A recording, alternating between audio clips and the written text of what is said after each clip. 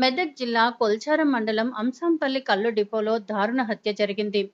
భూ తగాదాలు, ఆర్థిక లావాదేవీలు, మంత్రాలు చేస్తాడనే నెపంతో స్వంత అన్న రమావత్ మంత్యాను 42 సంవత్సరాలు తమ్ముడు మోహన్ బండరాయితో మోది కల్లు సీసాతో పొడిచి మర్మాంగాలపై గుద్ది దారుణ హత్య చేశాడు. కొన ఊపిరితో ఉన్న మంత్యాను మెదక్ ప్రభుత్వ ఆసుపత్రికి తరలిస్తుండగా మార్గ మధ్యంలో మృతి చెందాడు. విషయం తెలుసుకున్న Medak DSP Prasanna Kumar, rural CI Rajasekhar Reddy clues టీంతో సంఘటనా స్థలాన్ని పరిశీలించి వివరాలు సేకరించారు. నిందితుడు కొల్చారం పోలీస్ స్టేషన్లో లొంగిపోయినట్లు సమాచారం. పొలం దున్నే విషయంలో ఆర్థిక లావాదేవీల విషయంలోనే ఈ దారుణానికి ఒడిగట్టాడని మెదక్ డీఎస్పీ ప్రసన్నకుమార్ తెలిపారు. మా బావ చంపినప్పుడు నేను ఇంటికి వచ్చాను.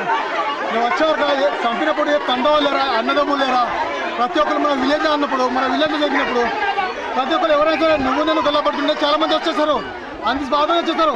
కానీ ఇంతమంది వీడియోస్ తీసుకుండగా ఇంకోటి మీరు వీడియోస్ ఇస్తారు రైట్. అప్పుడు కాబట్టి ఇంత ఘోరంగా కొడుతున్నప్పుడు శిక్ష తీసుకొని బెడ్ వచ్చేలా మళ్ళీ నీళ్ళు టవాలేసి ఊరేసినప్పుడు ఇంతమంది చూసి తండం మీద కావాలని చంపేసారు. ఇంకోటి ప్లేస్ ఏంటంటే ఇక్కడికి వచ్చి మా బాగా చంపిన మేము ఇక్కడికి వస్తే మా మమ్మీ నేను మా అన్నయ్య వస్తే నన్ను ఈ సొంత చెప్పకుండా పోతాను అంటే ప్లేస్ అంటే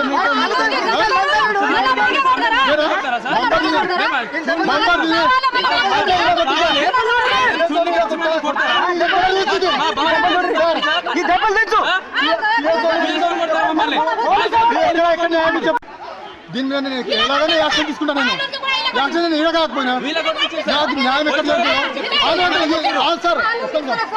ఈరోజు సార్ ఇప్పుడు చిన్న చెప్తాను సార్.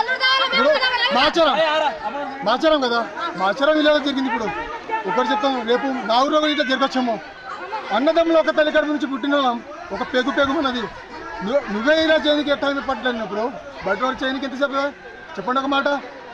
మనకే సాయం పడలేనప్పుడు బయట వాళ్ళకి చేయడానికి ఎంతసేపు. అలాంటప్పుడు నేను న్యాయం గురించి వచ్చా మా బాగా సభ్యురాన్ని అడగడానికి వచ్చే పట్టుకెళ్ళకు పోలీసు పిఎస్ఎల్ పద్ధతి న్యాయమేనా? నేను పిఎస్ఎల్ దగ్గర యాక్షన్ తీసుకున్నాను సార్. నాకు న్యాయం జరిగేటట్టు ఏం చేస్తారు నాకు తెలియదు. మా బాడి ఇక్కడైనా ఉండాలి, నెల రోజుల దాకా ఉండని. ఇదే మాట నేను మా మమ్మీతో మాట్లాడతా. నీ పేరేం పేరు? నా పేరు నవీన్. నవీన్